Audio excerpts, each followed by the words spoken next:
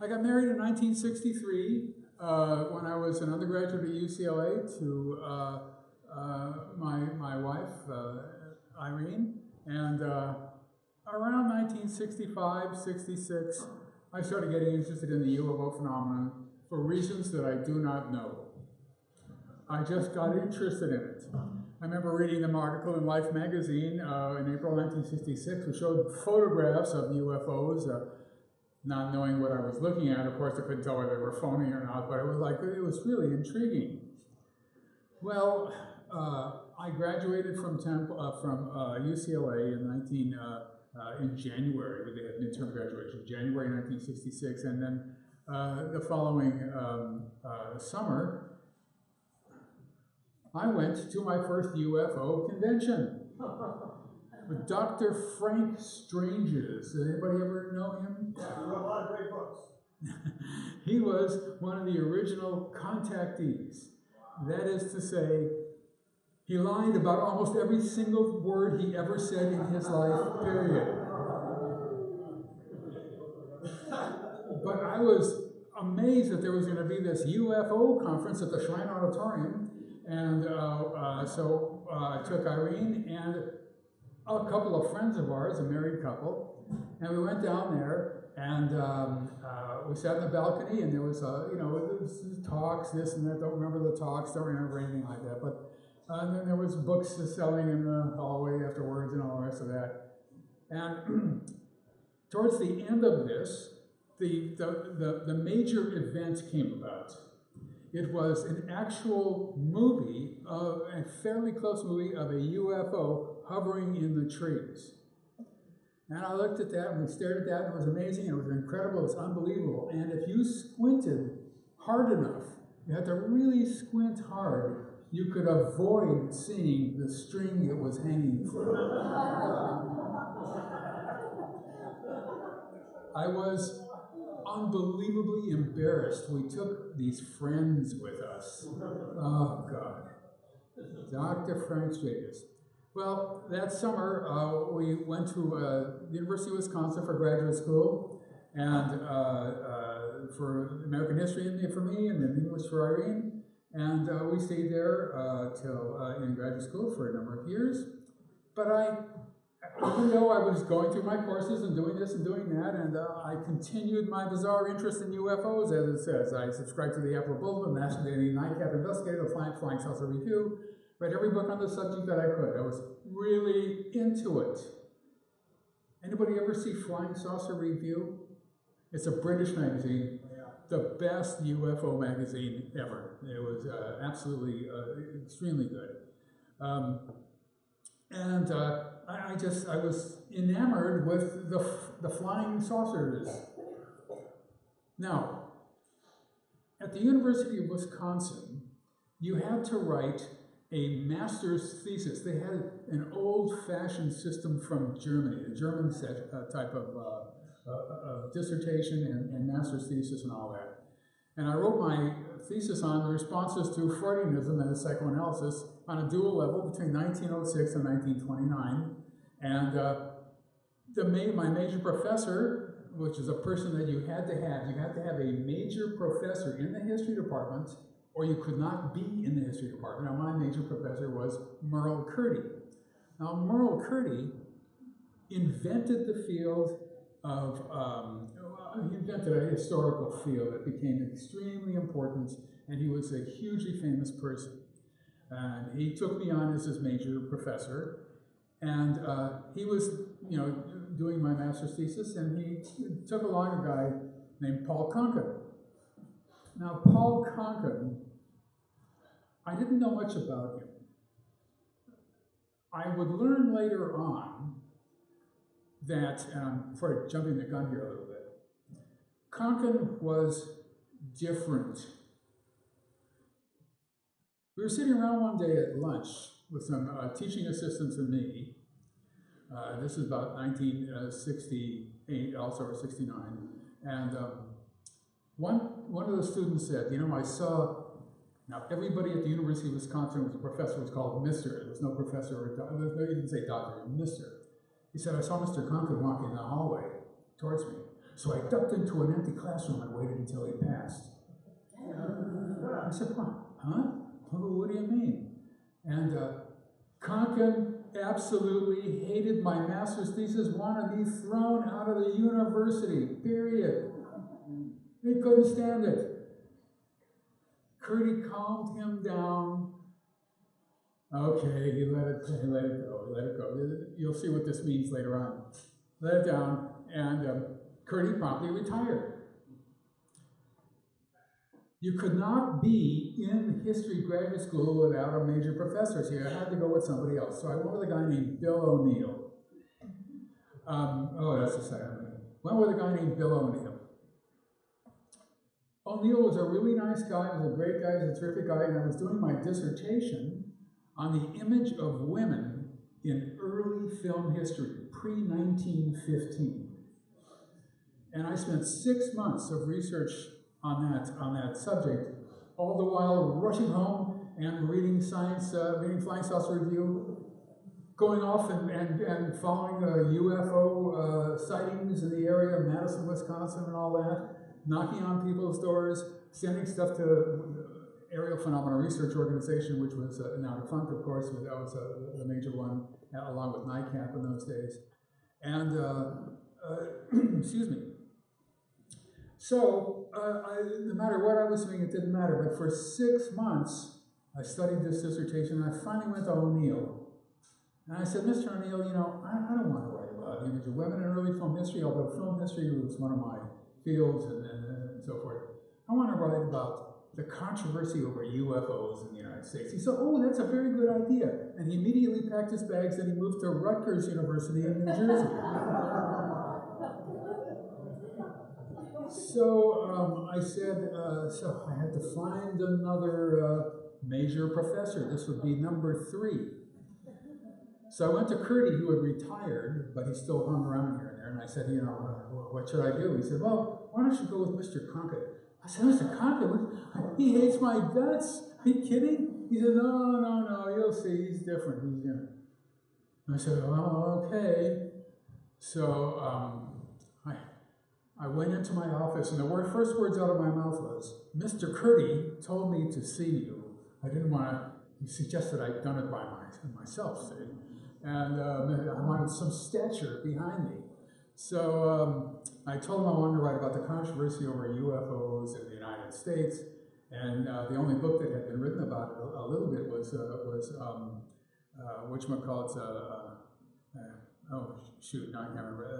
They had a Project Blue Book for a number of years. Not Hynek, no. Edward Ruppelt. Thank you. Ed Ruppelt, who was captain in the Air Force. And so that had been the only book written about it. Now, there was one that came out while I was doing the dissertation that was pure nonsense. So he said, well, why don't you write about flying saucers and the Loch Ness Monster and Sasquatch and Yeti and things like that all together. I said, well, the thing is that UFOs has a sort of a history that's, a governmental history, a public history, and the other ones I don't know anything about anyway. I said, I'll write you a little précis. I'll write you like a 5-page thing, about it. And I'll put it in your box. So I write this thing out, I put it in my box, I put it in his box. A week goes by, nothing. Second week goes by, nothing. Third week comes, I see him in the hallway. I don't duck into an empty room. And he's heading for his, to the mailboxes. I said, oh, Mr. Conklin, did you read my paper? This is exactly what he said in exactly the same way. Yeah, I read it. And I thought, I could feel my fortune sinking, and I said, well, what did you think? He closed his eyes, and he said, well, okay. When he said, okay, my life changed. Now, he was my major professor, and I sat in on his seminar for Ph.D. students. and I could do no wrong, and I was a member of the elect, and everybody else was a jerk, except in his. This is the way he was. I'm going to tell you, he was bizarre, and I finally, many years later, I figured out what the problem was.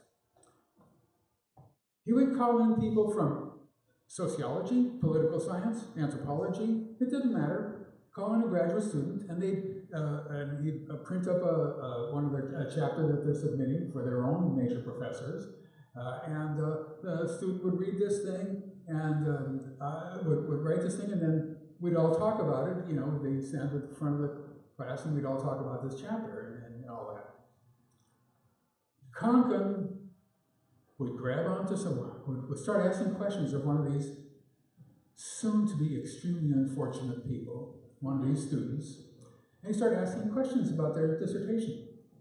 Then he'd ask more questions, and then more questions, and it was obvious he knew much more about the subject, no matter what it was, it did not matter, than the graduate student did. Then he would ask more, and more, and more, and oh my God, oh my God, oh my God. And this is so embarrassing. It was horrible. Then a week would go by, and we see somebody sitting there from the poli-sci department with a paper. Oh, okay, and then he would do the same thing. Then a week would go by, and there's somebody from another department. Oh God, they don't know what they're getting into. Oh no, don't say. It was awful. It was just terrible. So I'm writing my dissertation, and I finally write the first chapter. I get the first chapter, and well, I'm getting ahead of the game. I'm going to backtrack in a second. I get the first chapter.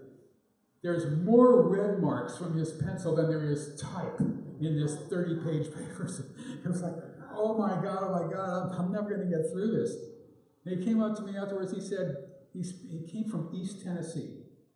He said, I think this is a good beginning.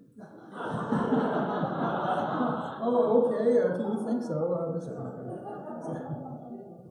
So that's how I started writing this dissertation. I jumped the gun here. But, Freud, what was I talking about? Freudianism.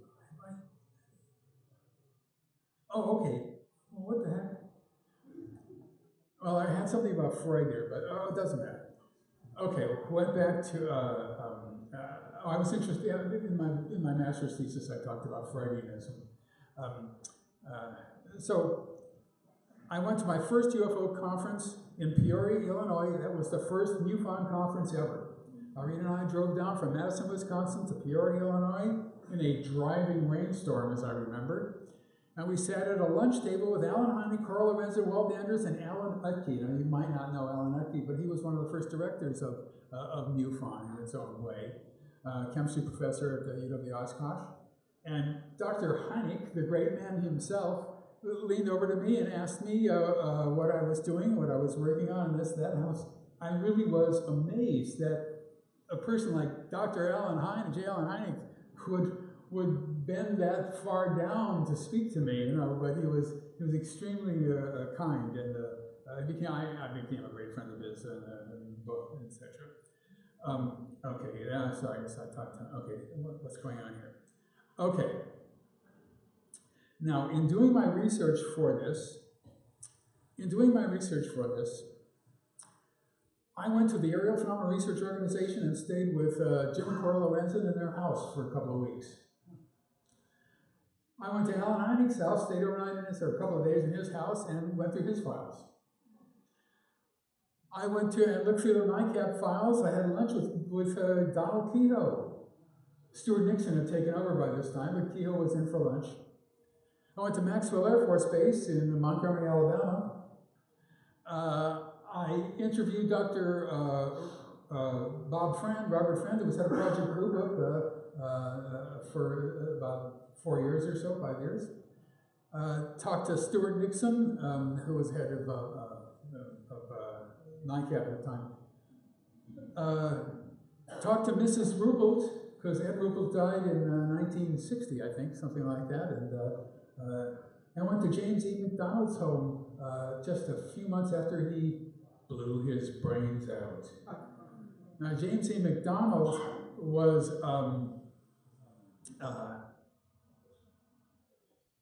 the last of the really first-rate, mind-boggling scientists who lent their names to UFOs. He was a member of the National Academy of Sciences. He knew everybody and everything there is to know about UFOs and the government and all this sort of stuff and everything else. But I won't go into all the ins and outs. I know the ins and outs. But he got very depressed because of marital problems, and he was a really, really, really serious guy. He was tense all the time, and he was intense. He was pro-tense and via. I don't know, he was all those tenses. All the time. And he was under a lot of pressure, etc. So he got himself a gun, got a cab to drop him off this is Tucson, Arizona. Got himself a cab to drive him out to the desert and leave him there. And he blew his brains out. Except he didn't die. What happens, and this happens quite often in this, when it goes like that, severed the optic nerves. Severed the optic nerves. And he was blind in the hospital. Somebody found him. So he reconciled with his wife, etc., still very, very depressed. Got out of the hospital. Got himself another gun, another taxi driver. Went out to the desert. This time he did it right, so to speak. So I went and I looked through his files. One of the files, these stories really seemed impossible, but one of the files was his discussion with a guy named Richard Greenwell, who was APRO, the Aerophenomenal Research Organization scientific consultant. And McDonald wrote down everything. He had absolutely everything. His files were just astonishing. And I looked, and here he is talking with this first meeting via phone with Richard Greenwell from the Aerophenomenal Research Organization, Jim and Carl Lorenzen's group in Tucson. And Richard Greenwell said, "Hi, my name is Richard Greenwell. I'm with, hello, my name is." On the note that James McDonald was writing about this phone call, the first word was hello. You understand what I'm saying? This guy was intense. He wrote down the word hello because that's what Richard Greenwell told him. So I did a lot of research with a lot of people it's hard to do that now.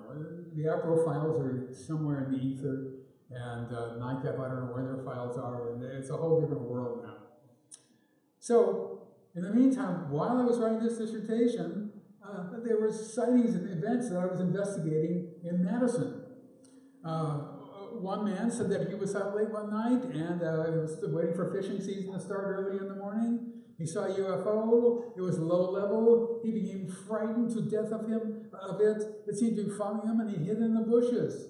And I wrote all that down. That's interesting. I had absolutely no idea what that meant. Husband and wife traveling from Milwaukee to Madison to see a UFO. They see a UFO on the way now. It's about 100 miles from Madison and Milwaukee, 90 miles, something like that. There's no street lights. So you're driving down this highway, and you look up at the sky, whoa, it's impossible to imagine that many stars in the sky. It's pitch black. There's no light anywhere. You're in the middle of nowhere, and oh my goodness gracious. So they were, cruising back from Milwaukee to Madison, and standard stuff. They look up and say, "Look at that!" And say, "What is that?" It was some sort of UFO thing. So they pulled off to the side of the road and went to sleep. They said, this is an elderly couple in their 60s. Well, I should say a young couple in their 60s, given my age. But they went to sleep. All right. Had no idea what I was listening to.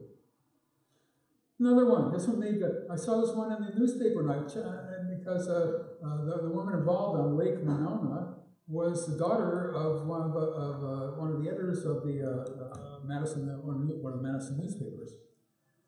And she was out in a rowboat with her boyfriend. The boyfriend was rowing out on something called Lake Monona. Madison, Wisconsin is surrounded by 4 lakes. And so everything was fine with them. And they saw this plane coming in real low. And they said, oh gosh, look at how low that plane is coming. Wow, it's coming in really fast and it's really low and it's gonna hit the water. It's gonna hit the water. And I said, wait a second, it's gonna hit us. So the guy starts turning the canoe around to get out, and there's this light right on them, and they noticed that as they turned, the light changed over to them again. So he turned around, he starts rowing back, and then the light changed, and then fear, panic strikes them. They row back to the house as fast as is humanly possible, and jump up in and run into the house. There was a whole bunch of people in the house. They ran out. They didn't see anything. No, sorry. As they were running into the house, they saw the thing drop below some trees. There's a tree level around there, and that's less. So people got out with their flashlights and this and that. They hunted everywhere. Couldn't find anything. I submitted these reports to APRO and all those kinds of things, not knowing what in the hell is going on. Yes, I have no knowledge of this at all. So, got my Ph.D. in 1973, it's published in 1975. Alan Hynek wrote a foreword for it. Indiana University Press published it, as you know. And it became a paperback book later on, etc. Second, and etc. That's pass that. Okay. Get offered a job at Temple University. Everything is good, everything is fine. We have to look up what is the word Philadelphia? What does that mean? Nobody knew anything about Philadelphia. Even in Madison, Wisconsin, there were no Philadelphia newspapers. It was like this forgotten city. Everybody knew that Independence Hall and the Liberty Bell was there, but I never knew anybody who went to Philadelphia.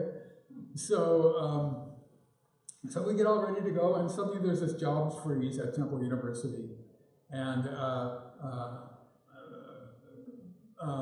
Paul Conkin, well, during this time, Conkin got me a job at the University of Nebraska. It was extremely nice of me. And in the meantime, I had a sort of year off.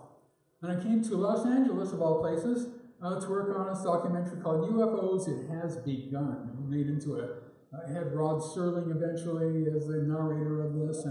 And I wrote 3 chapters to the book and had my name taken off the title because I didn't know what else was going to be in that book. And I was afraid to put my name on it. Later made into a full-length documentary, and oops, okay, there we go. Now, wait, did I? Oh, gimme. Okay, went to the University of Nebraska. There you are, extremely nice people. Lincoln, Nebraska, extremely nice. Amazingly nice. Nicest people I ever met in my life, no matter where they were. It was amazing, actually. I put together a non-degree type of course just for people who are interested in UFOs there. And I offered it a little night course in UFO history, as much as I knew in those days. Come to Philadelphia in 1976, Betty Hill comes to visit me, and she took me out to West Philadelphia to meet Barney's sister. I wasn't interested in abductions, but I have tapes of her talking with her. I asked her, what they looked like, how tall were they, what color were they, the base stuff that people who don't know anything about the subject would say. And it did not persuade me to go into abduction research. Of course, there wasn't any such thing as abduction research in those days. One day, Alan Hynek calls me up and says, David, I'm going to be on the Mike Douglas show. I said, the Mike Douglas show? That's taped right in walking distance from where I live. I said, I'll meet you in the green room. Great, okay. So I go in the green room, and the show's on, and it's a live show. And Alan says to me, David says, what's his name? No, the movie director. Spielberg. Says there's this guy named Stephen, couldn't remember the last name, just like me. Steven Spiles. I said, Steven Spielberg? That's the guy, yeah, Steven Spielberg, who had done Jaws, a major triumph for him. And he says, yeah, he says he's gonna do a film about UFOs called Close Encounters of the Third Kind. I said, oh, that's your phrase. That's your that's your chapter, and you invented the Close Encounters of the thing. It's in your book and all the rest of that stuff. He says, yeah, I know. I said, well, have they contacted you or anything? He said, no. I said, you should get in touch with them. You should definitely get in touch with them. I don't know whether the title, Close Encounters of the Third Kind, is if you can keep that forever, but get in touch with them. So he did get in touch with them, and if you ever watch the movie, he got approximately 6 or 7 seconds on screen. He pushes himself through a crowd, and I think he has his pipe with him, and he looks out at a landed UFO, and they put his name in the credits. So that was when we were just beginning to live in Philadelphia. So I put together a new course, UFOs and American Society at Temple University. I taught it from 1977 to 2011, the only regularly scheduled course on UFOs in the United States. Full credit, upper level. I taught that course all the way to 2011. It's now 2017. I do not get any email from any students at all, ever, except for students who are in my UFO class. Everybody is still interested. It's amazing, actually. I'm the new director of the American Studies program, but eventually, this sentence is wrong, I'm sorry. But American Studies eventually, when I left after 3 years as director, they didn't like it because it was too embarrassing so I moved into the history department and the studies in history, and I taught it once a year without stopping. Once again, the only course ever taught on this subject as a regularly scheduled course. Never before. What have I done, and why have I done it? Never before and never after. In 1976, I gave...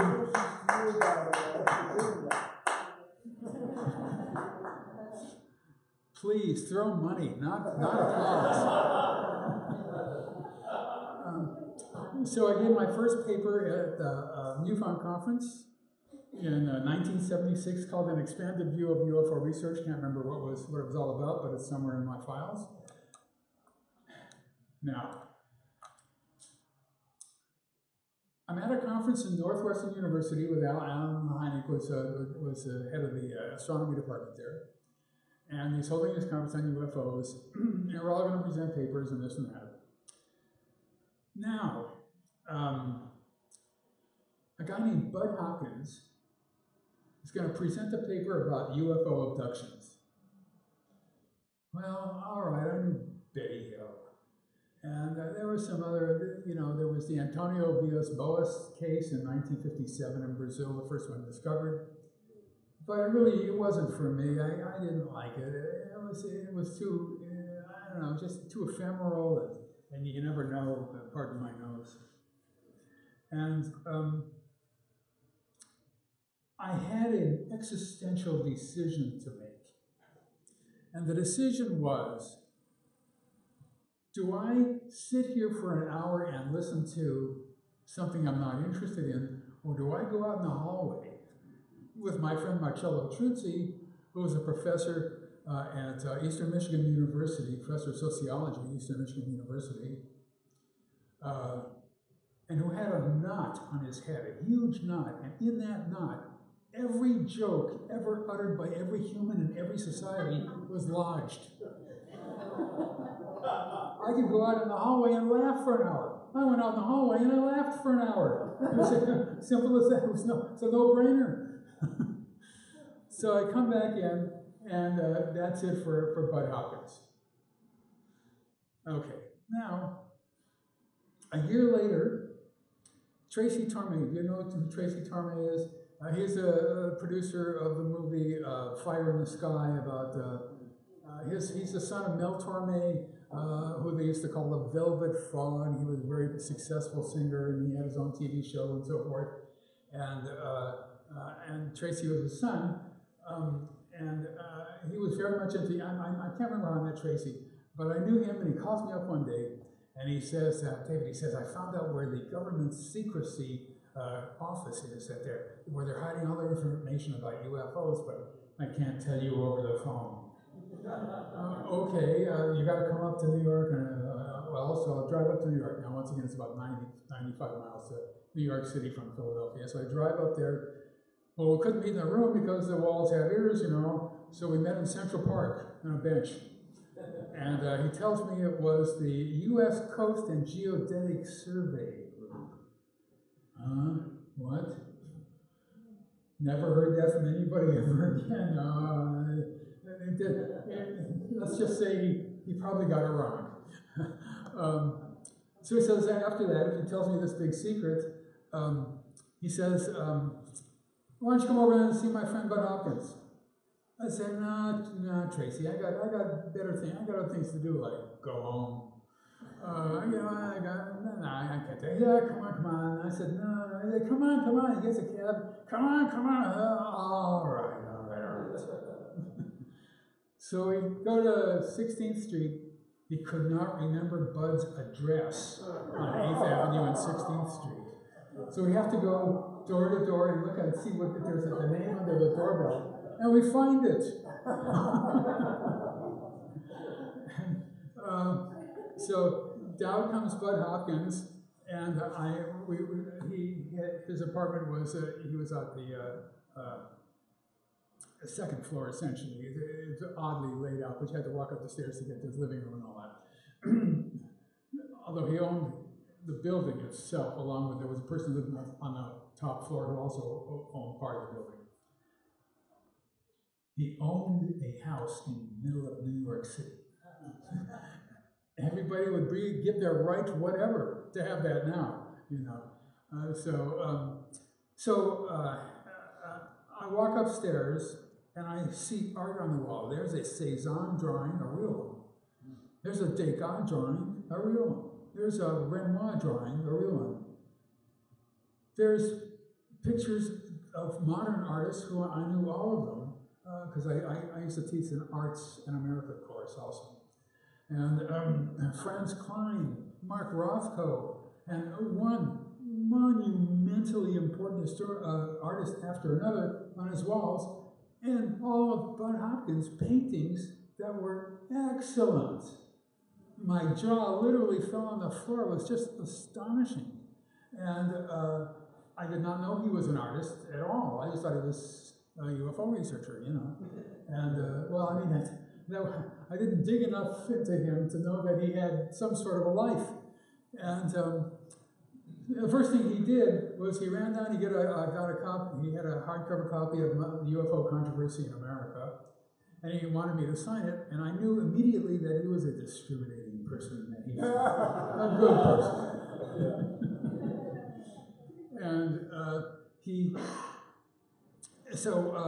we talked for an hour, and here is where the word serendipity comes in. We talked for an hour, and it was time to leave.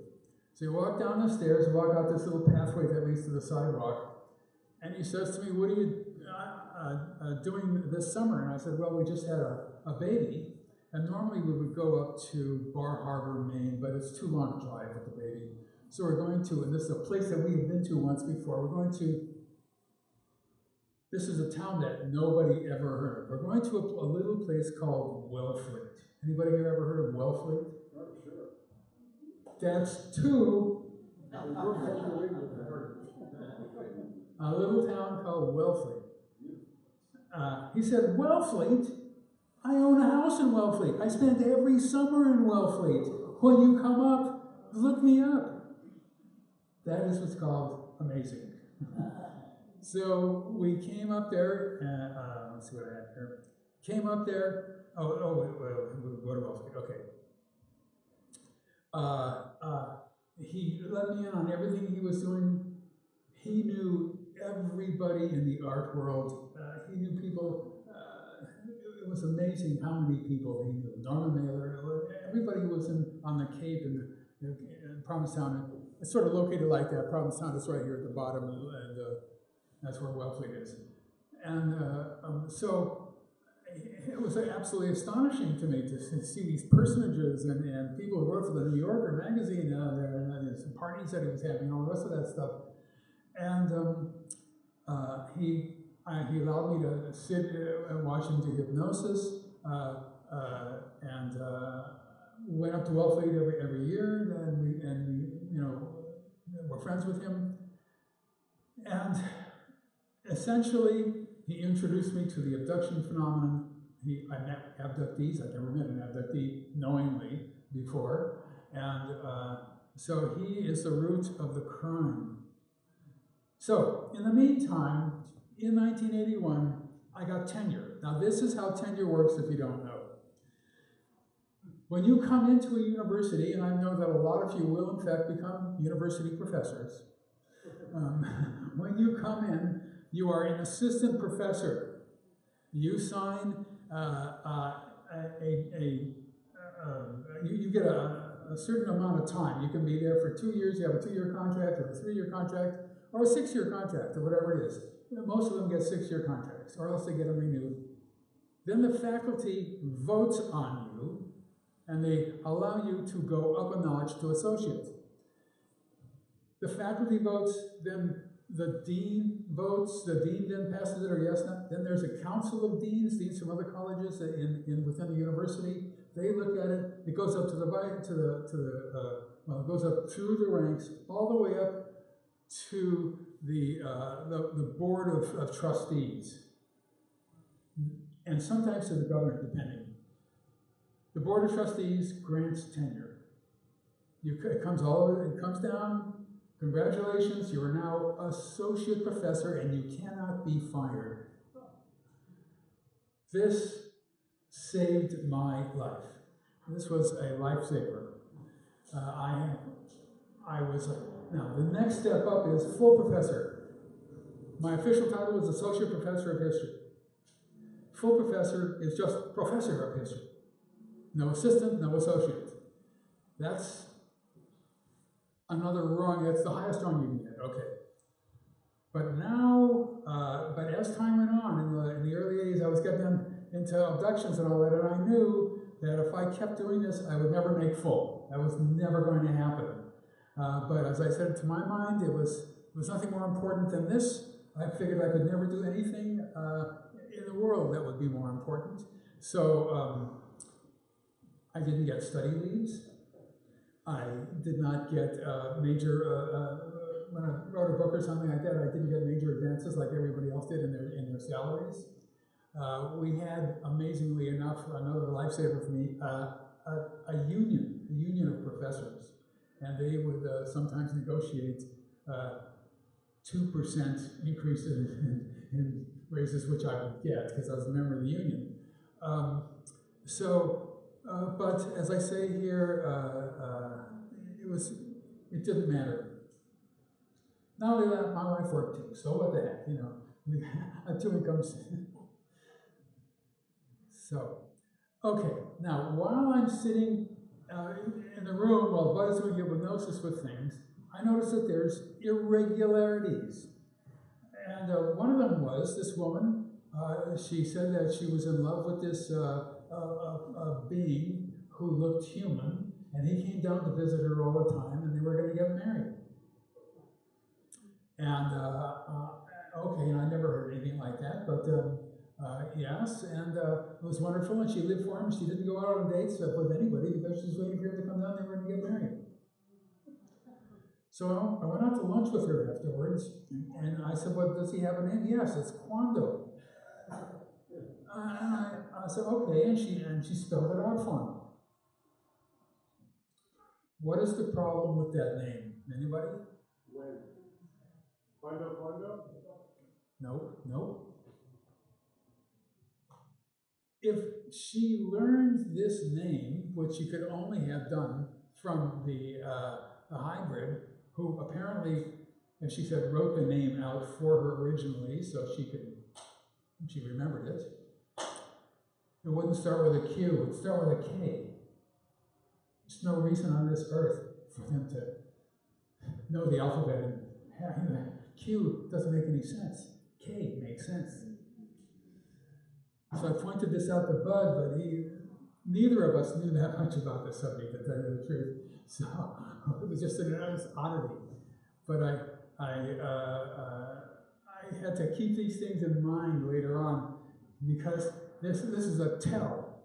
The tell is that she has invented this name herself and written it out herself, and it's not like she told me that it was his name from the beginning. It doesn't sound like much, but it made sense to me. Okay. I have, these are the wrong names, even the first names are wrong. I'm very protective of anybody I've worked with. She's a student in one of my classes, in my UFO class. She takes, she tells me one day at lunch in something happened to her when she was 16 years old in 1972. She went to bed and she heard rustling sounds outside of her bedroom window. And she then heard whooping sounds or other kinds of sounds that came rushing in through the window and right into her ears. And then the sound went through her body, shaking it and this and that, and it was amazing and astounding. What was this and what was happening to her? And then suddenly, it's over with, gone. She gets out of bed in the middle of the night. She looks in the mirror, everything is fine, everything is okay. I guess in the morning later. Okay.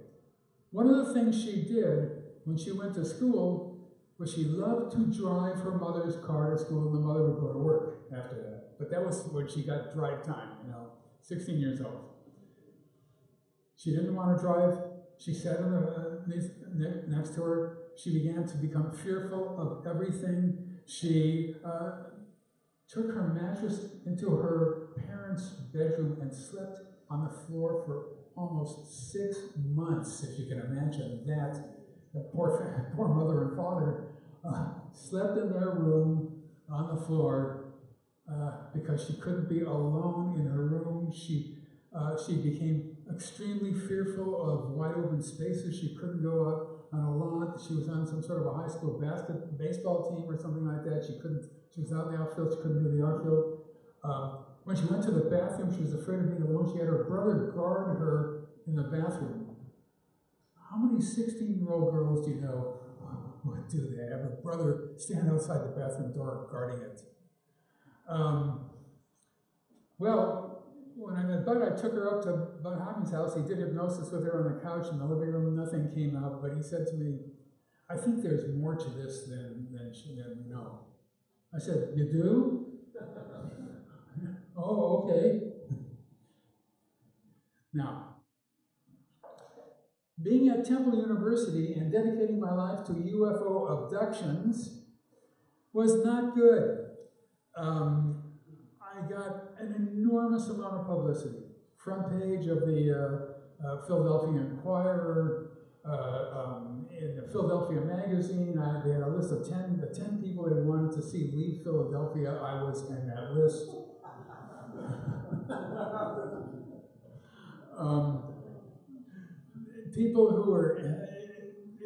People got angry that I was doing this, and they thought I was more than slightly crazy. They formulated a listserv. Remember that concept, a listserv, where you talked among yourselves, of which I knew nothing. They talked about me for like 6 weeks. What an idiot I was, on and on, until finally somebody showed me some of these things. I was like amazed that this was going on. But there were a lot of scientists. There were scientists right across the street, I must say.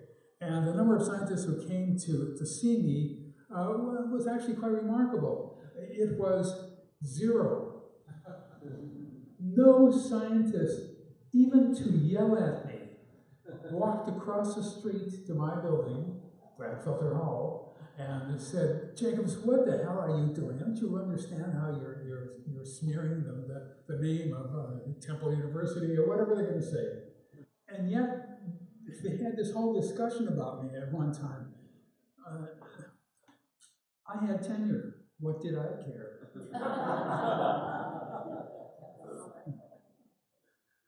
Okay.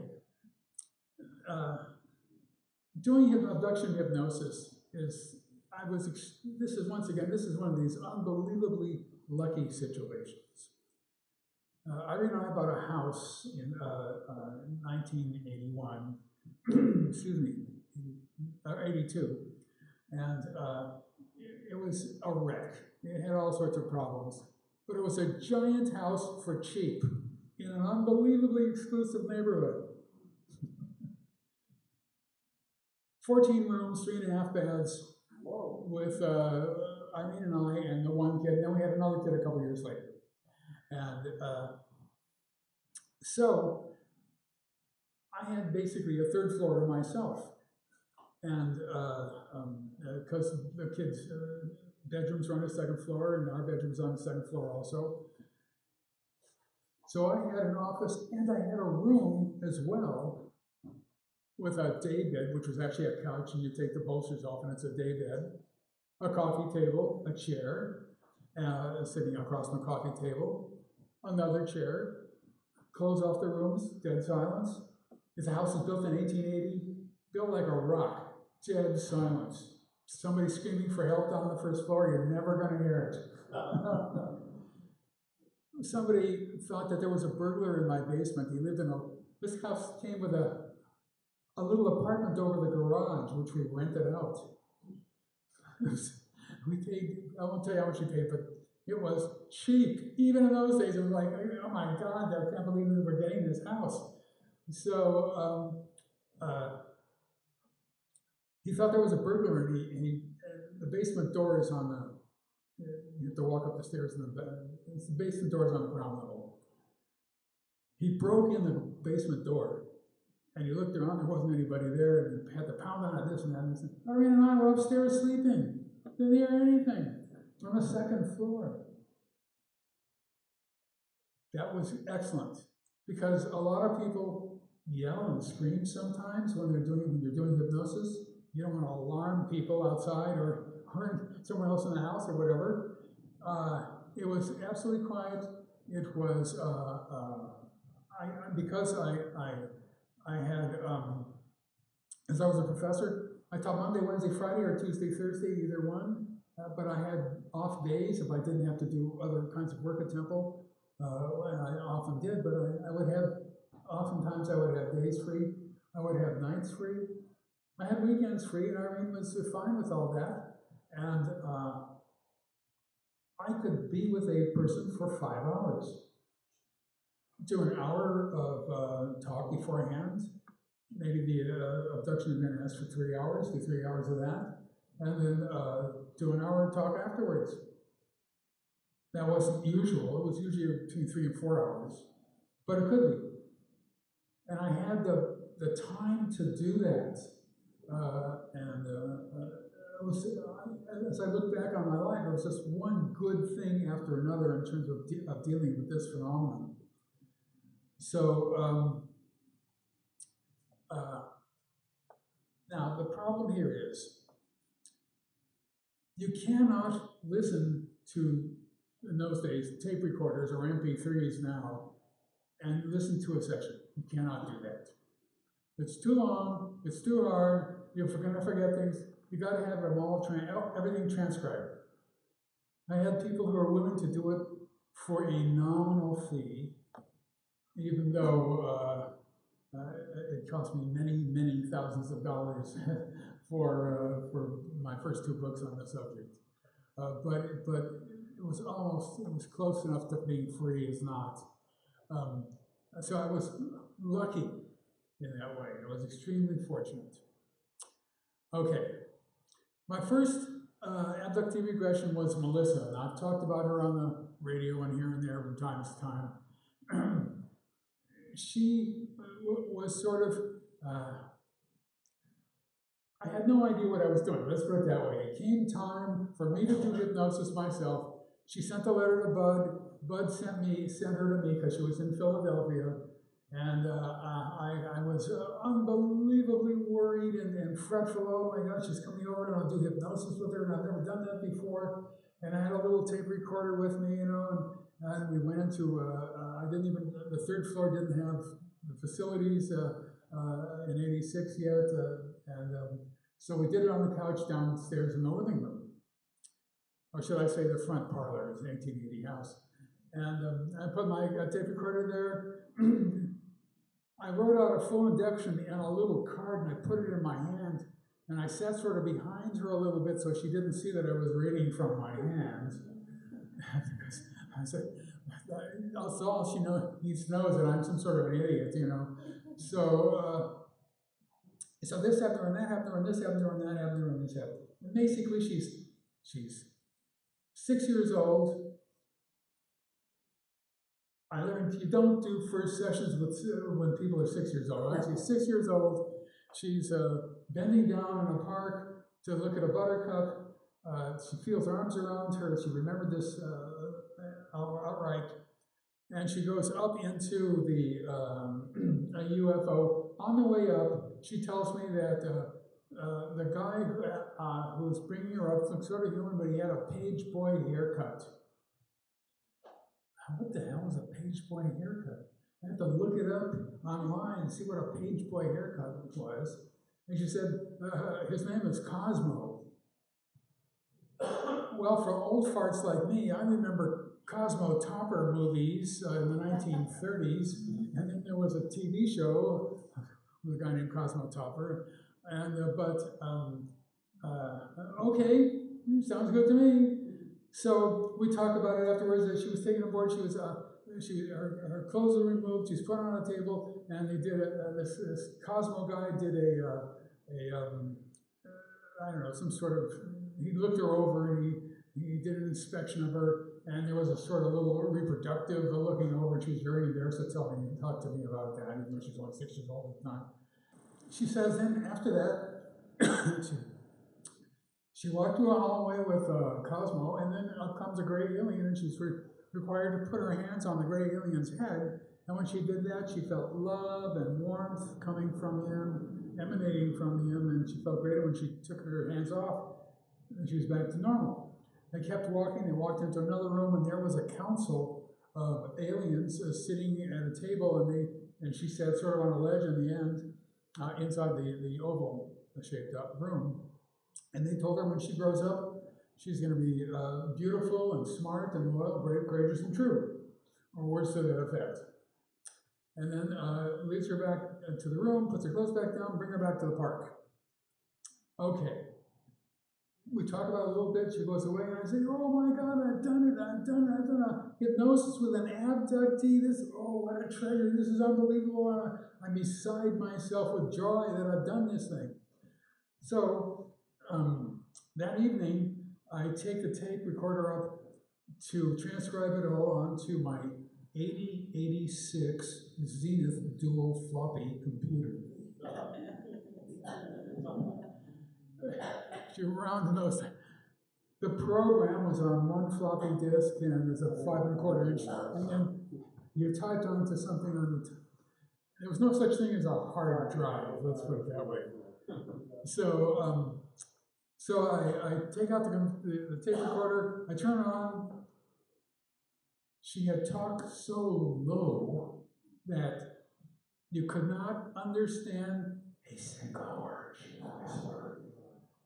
You couldn't understand a single word she whispered. You could hear me fine. Oh my God, oh my God, oh my God. I've lost it, this treasure, this remarkable event, I've lost it. Oh my God, I'll remember it. No, I want you to. No, you can't remember it. Yes. Oh God. But she came back for another session. After a couple of months, I said, "Melissa, remember that first session we did?" I said, "Well, I had a little trouble with the tape recorder. I'm not trying to admit that I was an idiot. And can we do that one again?" And she said, "Oh, sure." All right, bending down on the grass to look at her buttercup.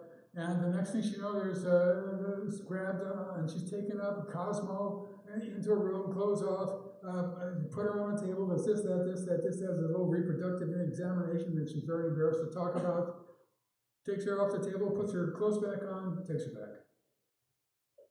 I said, Melissa, remember how you walked through the hall and there was this gray alien, you had to put your hands on his head and all that? She said, I don't remember that. No. So what about when you kept walking and you went to this room and there was calling you brave, courageous, and true? Said, I think that happened to my friend, not me. My friend told me that. That was the biggest gift I got. I knew at that time that I was a total ignoramus. I was an idiot. I didn't know what I was doing. That proved it, absolutely. That's when I began to put in sort of, the next confabulation. Okay, they taught me about confabulation. I began to ask questions that were fake questions to see whether they bite or not. Like, here's one that Hopkins used to use. People say when they're abducted that there's always a yellow-colored alien who stands off to the side and watches the proceedings. You can see him, can't you? I talk about a leading question. And if they say yes, then you've got to be really, really, really careful. And so I put in questions not as sort of crazy as that, but questions like, well, if you're lying on a table, you can, and if the room is small, you can see where the edge of the roof comes and the wall starts. You can see that. Can't see that edge there? I say, no, it's just all curved, But those are the questions that I asked a series of these questions. And I also became extremely careful of confabulation, which is remembering things. People say, oh, well, and I've been told this a million times by people who really don't know much about it, that they said the best thing about the abduction phenomenon is people's memories. When they remember things happening to them, that is the absolute best way of understanding what's going on. And the answer is, it's the best way of knowing the person is an abductee, and it is the worst way of knowing what happened. It's when confabulation, dream material, popular culture, religion, all these things, pieces of memory, false memories, tangled memories, all these things are also in this kind of stew that's in their brain that's forcing itself to come out. And this was an important event. Once again, you have to have controls set up, even in hypnosis, even by important people and all the rest of that stuff. Okay, fake questions. Okay, I stumbled on something which are staring procedures. Did I spell it out? I'm not sure. Staring procedures as opposed to starring procedures. One time this woman said she was abducted, she was taken out of her room, this happened, that happened, this happened, that happened, took her into a room, and they gave her a paper to look at with boys' names on it. Sounded good to me. This almost certainly did not happen, as I now look back on it. But it was early on. And she was standing next to an alien. I had no idea what to ask, but as it says here, as I read here, he was standing there staring at her, and I said, how close is he to you? And she said, well, his eyes are all right here, all right there. What the heck? What is that? He's looking directly into her eyeball in some way for some reason, and she looks at this so-called paper. These things don't have paper. So if you're telepathic and you can remember everything, you don't need no stinking paper. But it was the staring that became the most important thing by far. Here's another situation that comes in. Now, incidentally, the steering, as I learned later on, and I don't know whether I even wrote this here, it hooks onto the optic nerve, travels, it goes through the force or whatever is behind the steering procedure, travels down, goes to different areas of the brain, and come down into the neck, and come down into the backbone, down into all the way to the coccyx, come back up again. It's all a part of the neural system, and it's done through these beings' eyes. Do not ask me how they do that, how they do anything like that. We have no idea. It happens to every abductee, absolutely, without question, virtually every time they're abducted, one way or another. Virtually, I'm adding, because sometimes they don't do it because it's a real quick abduction for some reason or another. But it's extremely important. It's one of the more important things. Here's a 12-year-old girl telling me something like this. She's 12. She's on board a UFO. There's a bug-eyed monster staring at her. And suddenly she starts having sexual feelings. Now she's 12, so all she knows is, she doesn't even know that. She knows romance, love, oh, he's wonderful, that sort of stuff. And I thought, well, maybe they're bonding together in some way. But I also thought that they were interested in sexuality. If they're not interested in sexuality, they're not bonding. I wrote that in one of my books somewhere. It's bonding. No. So she said, I said, well, is he just kind of looking at random? No. He looked at my eyes and she said, in this way, I really like him. He makes me feel happy. I think he likes me. What? An alien is staring at her who looks bizarre, and she's falling in love with him in a way, And what? All these things eventually, I'm collecting all these things, they're resolved now, all of them. Oh, no, yes. So I began to realize this, I called it mind scan. It's controlling neural functions, basically, but through steering. Once again, we don't know how this is done. Happens to all abductees during most abductions, not so much the children. As I said, okay, you can just read that. I called it mind scan.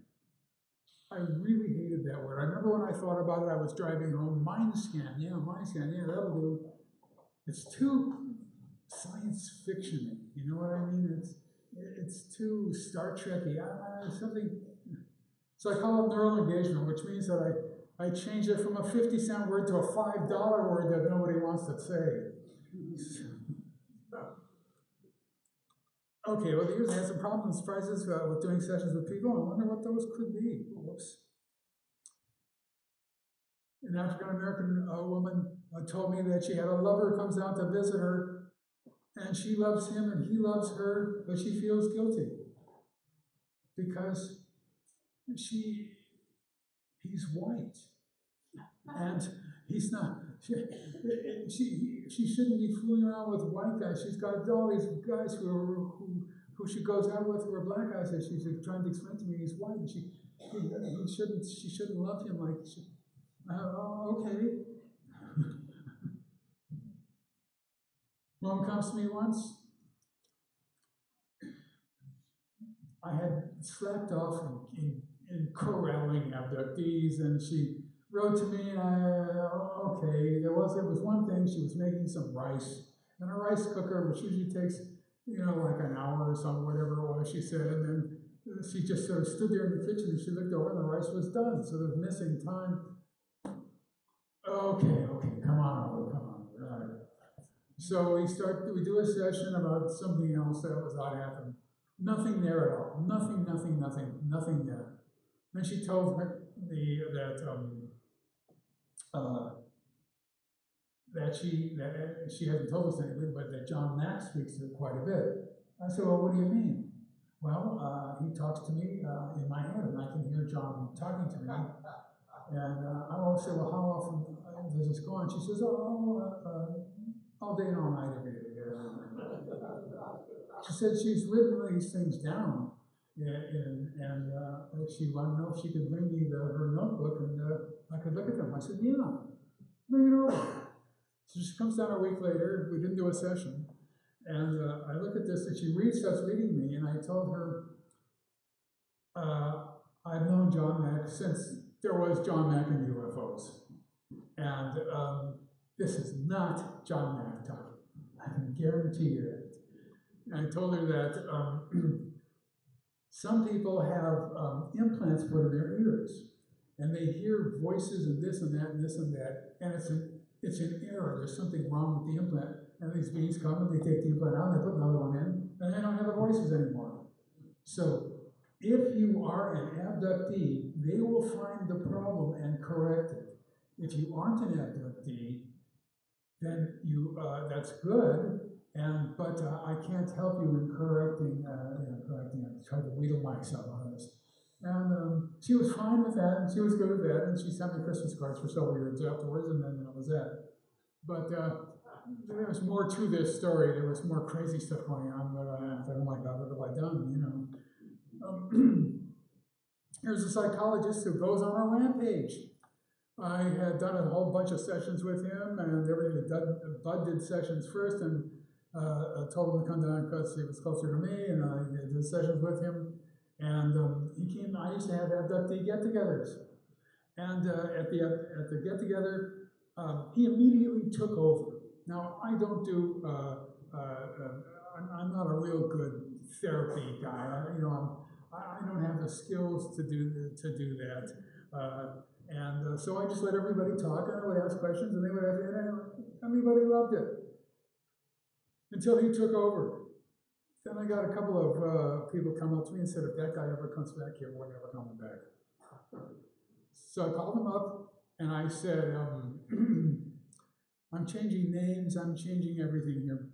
I called him up and I said, well, there's been a little bit of, some people have had some, are anxious about me not being sort of the person who's conducting the get-together.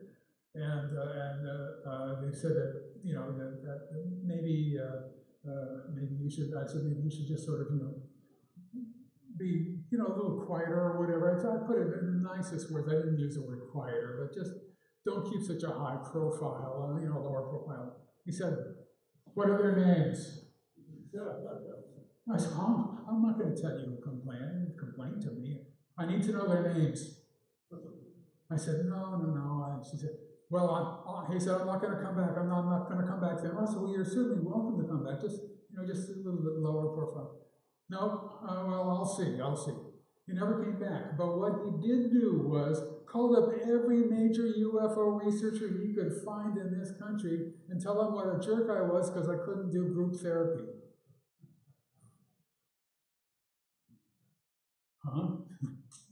Then there's Emma Woods, the wonderful, beautiful Emma Woods, who went on a rampage against me for years and years, talking to mailing emails to people. It's hard to imagine. Let's put it this way: every member of MUFON who had a higher position as one of the board members or something like that in every state, received the vilest email about me, along with carefully clipped sounds of me talking and saying crazy things, not understanding that I had the whole tape in my, and sent it to every member of the history department at Temple University. She sent it to the chancellor of the university, to the vice president, to the president of the university. They had to investigate it. She didn't get satisfaction. She sent it to the Department of Health and Human Services in Washington, D.C., Donna Shalala, saying what an idiot I am, and it ruined her life. This woman lived 8,000 miles away from me. I never had any contact with her. I never saw her even because all she had was a phone. She didn't have Skype or anything like that. And I worked with her for 2 years. And then like the person who went on a rampage calling everybody that I just talked about.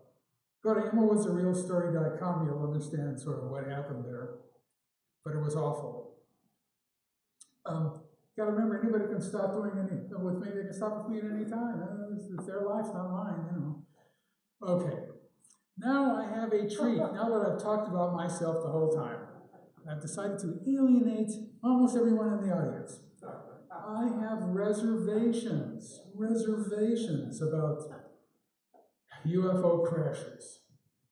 I'm sorry to say, I know that this is sacrilege. I have reservations about government cover-up. I know this is sacrilege. I have reservations about ancient aliens. That's also sort of sacrilege. I have very serious reservations about religious constructs, about aliens are here to help us constructs, about all that kind of stuff. The reason is, I have this here, the reason is no one has ever told me anything like that in all the years that I've been doing abduction research the correct way, which is asking questions about what they say and then saying what happens next, then asking questions about what they say, then saying what happens next. Nobody has ever told me that, that this is part of a government cover-up and then the aliens know it and the aliens are concerned about what the government knows. Nothing like that ever. So I worked with 5 members of the clergy. None of them had any sense that religion was involved with what was happening to them at all.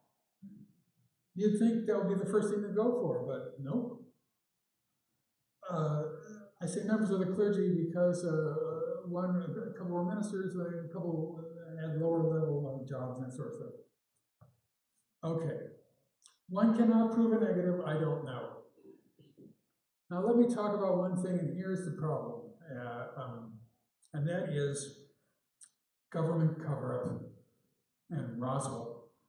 Here are the problems that I encountered with that. And I know that this is a mainstay of UFO research in the United States today. For reasons that I have difficulty with this subject. In my crazy imagination, the way I think about these things is if there was a crash and there were bodies found, the first thing that would happen, they would tell it to Harry Truman, President of the United States. There was a piece of a rock from Mars that was found that looked like it had a little skeleton type thing, a little cellular thing in it. And the person who found that immediately took it to President Clinton. That's correct, that's what you do. Turned out not to be a Martian life of any sort.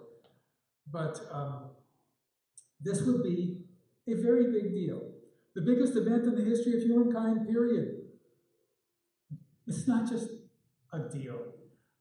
No 2-bit, run-of-the-mill, 5-star general is going to keep this from their commander, the President of the United States. You got to remember, Harry Truman fired General MacArthur, relieved him of command because he was insubordinate. This is a 5-star general. There are only a few of them around. MacArthur Park. For God's sakes. Used to be called Westlake Park when I was a kid. A hero and all that. Truman just got rid of him. Simple as that.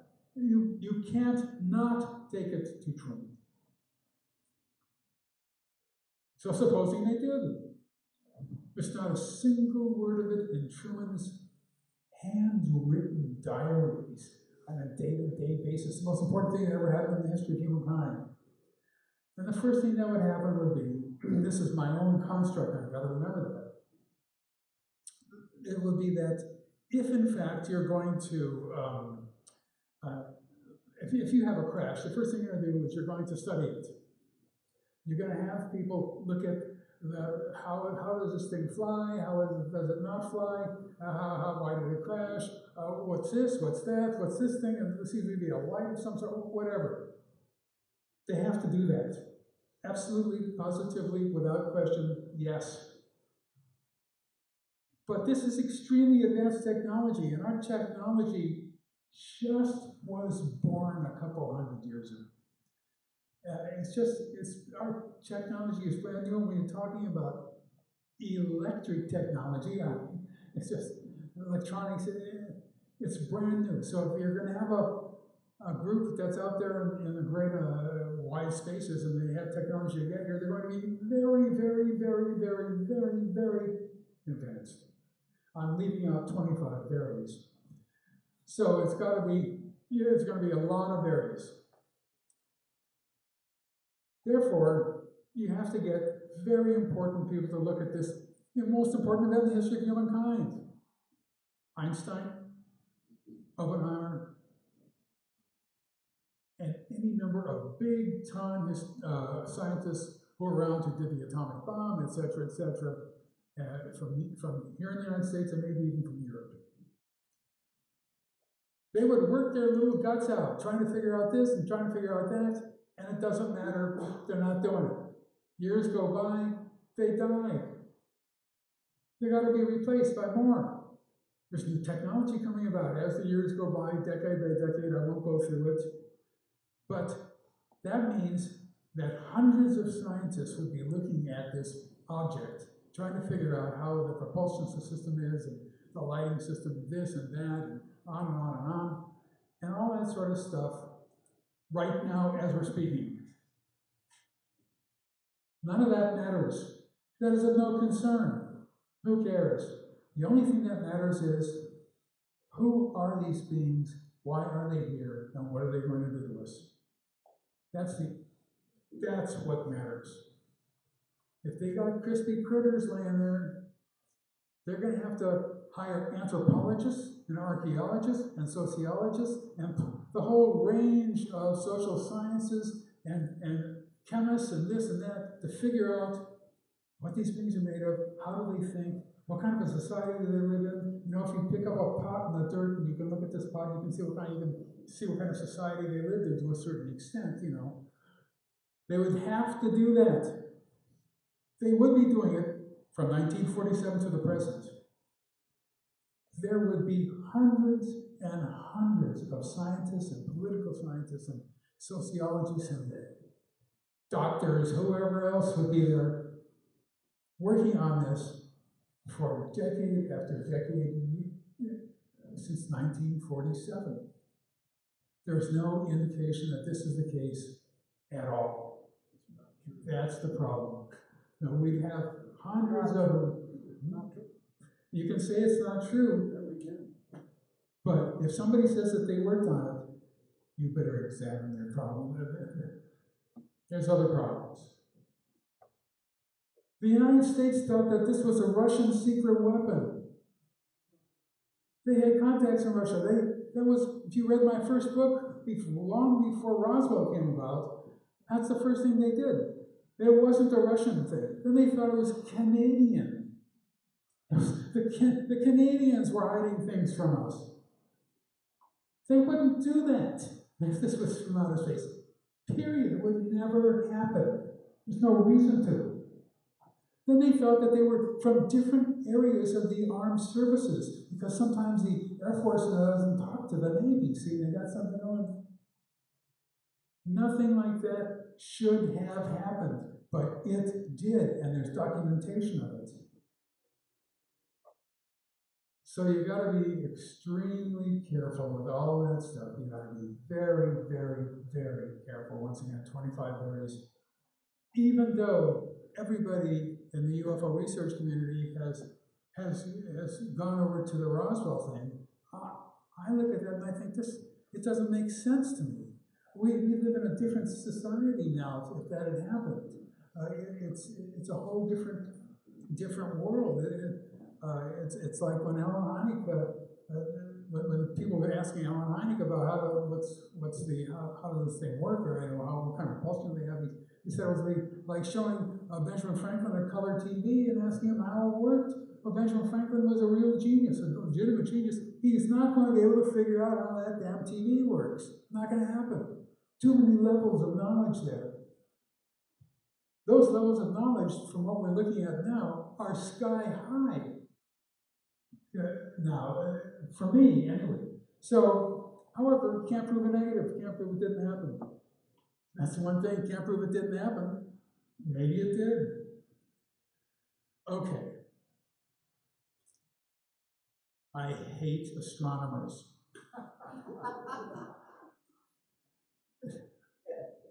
It's just awful, awful, awful. Last week, I'm listening to NPR radio, and it's the end of a talk about the new telescope that's up there and how it can see amazingly into outer space and all the rest of that stuff. And at the end of this, the moderator says, "Well, what do you think about UFOs?" The astronomer says, "Well," he chuckles. Well, you know, the problem is that there's really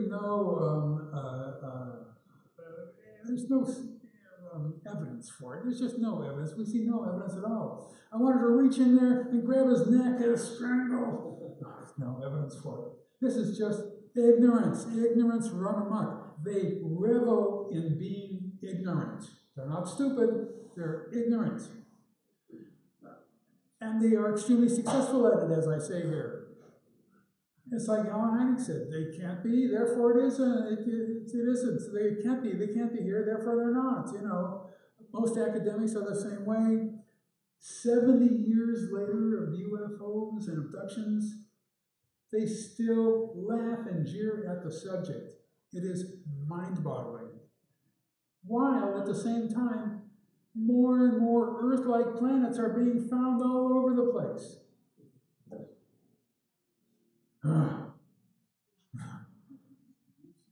Other scientists and academics, not much different than astronomers and astrophysicists. The subject of UFOs is the kiss of death for them.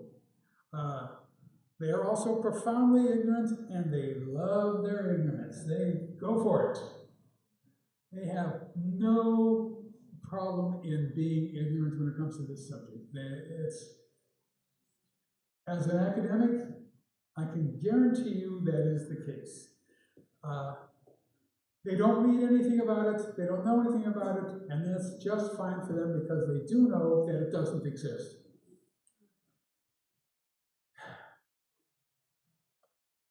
How do they get that way? Well, there's a lot of popular culture on TV and movies. We don't have an alien in their custody, so that some big-time scientists would say, well, you know, the UFO phenomenon, we better take a better look at that, or something. No, nothing like that. They can't think about life in outer space. They think about tiny, tiny little things that are maybe in an ocean or whatever that they're going to come up with. You know, maybe in Mars, they're going to find something. They can't think about technology.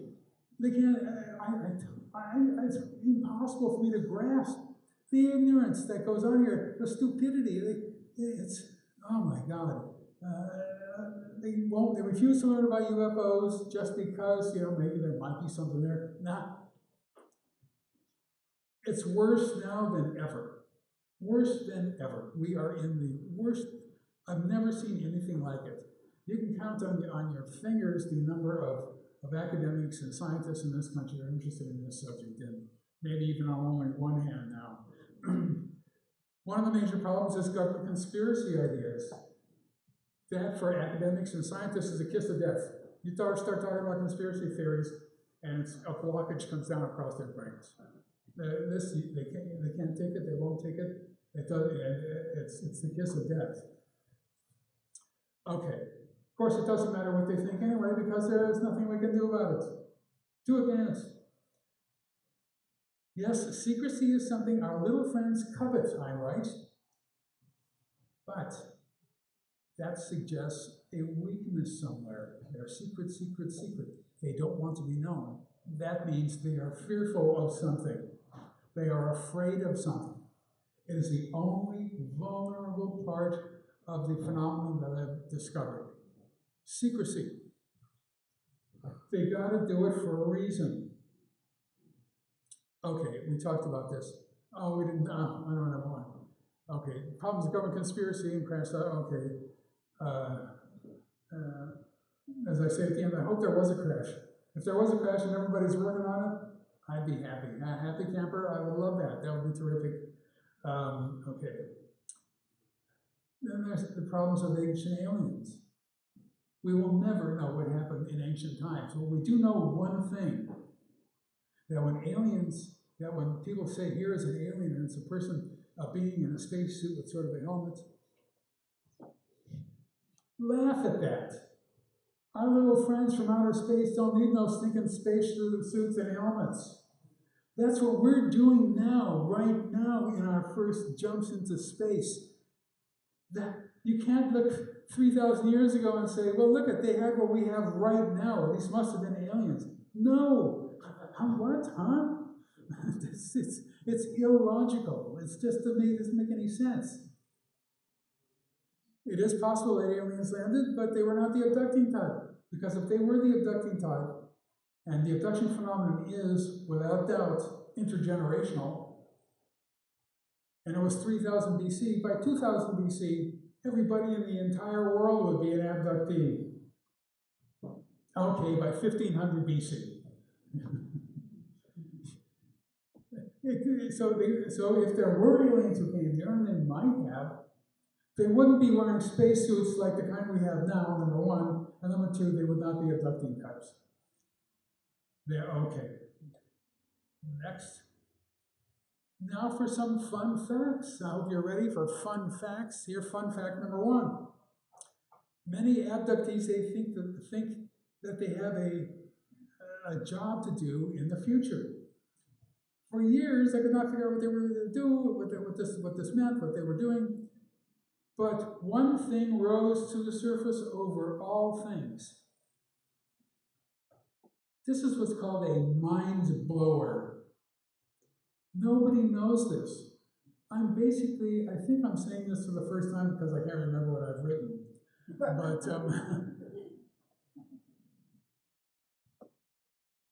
crowd control.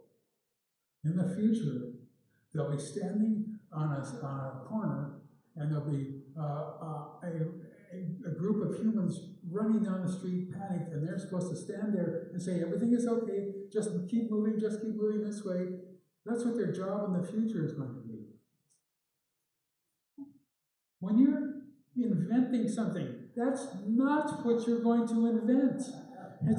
It's so off the wall. It's the number one thing people tell me, and they're always astonished that I've heard that before. Hard to get your mind around that. Fun fact number two. Well, the past few years, people told me that hybrids are doing what gray aliens used to do. That is correct. Could be because of the population increase. I mean, we have a lot of people on this earth now, 7.4 billion. And it could be that hybrids are taking the place of aliens for reasons not yet clear. But in fact, more and more hybrids are doing gray aliens work. And I've done several sessions with people who just say there's no gray aliens in the ship. That's all hybrids are doing the same kind of stuff that the gray aliens did. Interesting fact. Fact number three. In 2004, Bernard Davidson told me that he talked with his hybrid, Eric, who asked him about how the abduction phenomenon began. Eric said that a virus-like substance was released in the atmosphere, and if the virus attached to a person, he or she was likely, not always, but was likely to become an abductee. Only one person told me that, so I never published it. 14 years later, or 17 or 13 and a half years later, a few months ago, or actually it was about 6 weeks ago, an abductee living in England told me that sometime in the future, a virus-like substance would be released into the atmosphere. He said that it would not be good for humans. What? My jaw fell open when I heard that. He doesn't know Bernard Davidson. He lives in England. nobody's ever communicated with him or anything like that, has no idea, doesn't know his name. And a virus-like substance into the atmosphere. That's a brand new one. Shocking. Fun fact number 4. See, the thing about UFOs is they're understandable in a couple of areas. Number 1, they shine a blue light down, you get into the blue light, you go up to the object. Bluish light, blue white. You don't go out to the object without that. It's a switch that they turn on, although we don't know where the switch is, and they turn it off.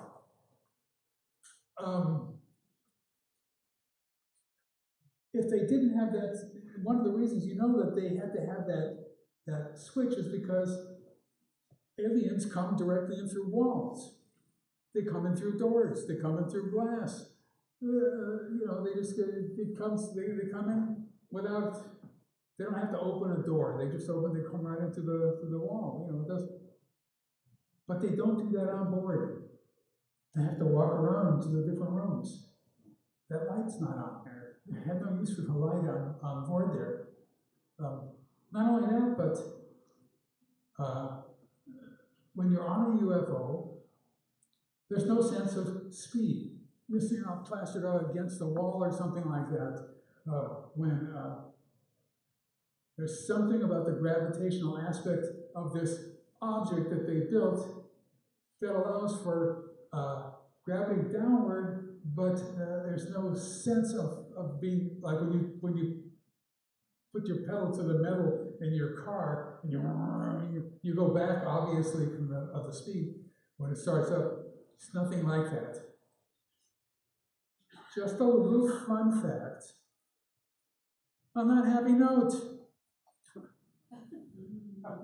thank you very much.